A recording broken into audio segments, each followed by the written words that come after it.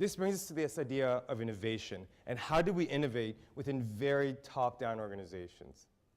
And we're going to look at civilizations for a second and what they leave behind.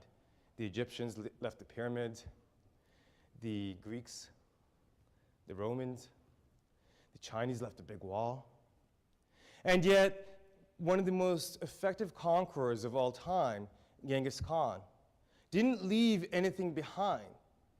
The Mongols were incredibly effective.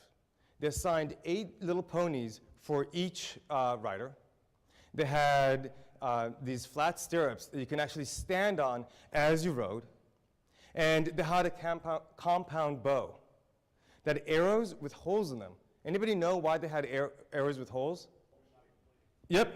And you can also hear them as they were coming. Now, they were vicious. This is what it looks like. And there's stories of them actually walling out an entire village and killing everyone inside the village, except for a couple of people who would go on and tell how horrible the Mongols were and how much to fear them. This was the Mongol territory in 1206. And at the end of the century, this is their territory. If everyone tells you that you can't win a land war in Asia, tell them about the Mongols. What they did leave behind are bridges. More bridges than any society has left in history. If you've ever had tea with a Russian, it's because the Mongols brought tea from China to Russia. If you've ever had lemon chicken, it's because the Mongols brought lemons from Persia to China. If you've ever seen this guy, James Bond, using cards, it's because he used cards as a way of trading across the kingdom. If you've ever used these numbers, Arab numbers, it's because the Mongols brought them from the Arab world to the rest of Asia.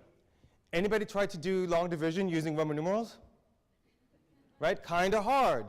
And the reason they were so effective was the Silk Road. Not the Silk Road with the bad stuff on it, but the first Silk Road. Within a day's journey, they would have these protected places that actually communicated with one another using smoke signals.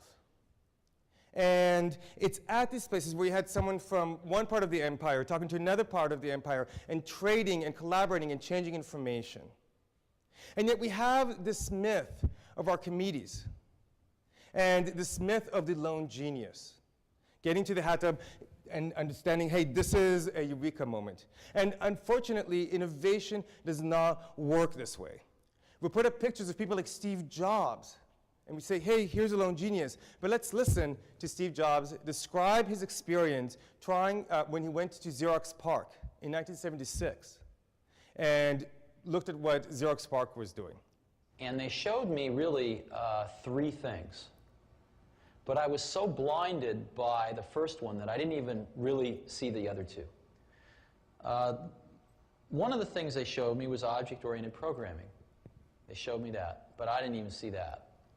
The other one they showed me was really a networked computer system. They had over 100 Alto computers, all networked, using email, et cetera, et cetera. I didn't even see that. I was so blinded by the first thing they showed me, which was the graphical user interface. I thought it was the best thing I had ever seen in my life. Now, remember, it was very flawed. What we saw was incomplete. They'd done a bunch of things wrong, but we didn't know that at the time. It's still, though, they had the germ of the idea was there, and they'd done it very well. And within, 10 minutes, it was obvious to me that all computers would work like this someday. And this gives Apple its first operating system. Now, as we discussed, Steve Jobs would never steal anything, right? I mean, Picasso had a saying, he said, good artists copy, great artists steal. And we have, always been shameless about stealing great ideas.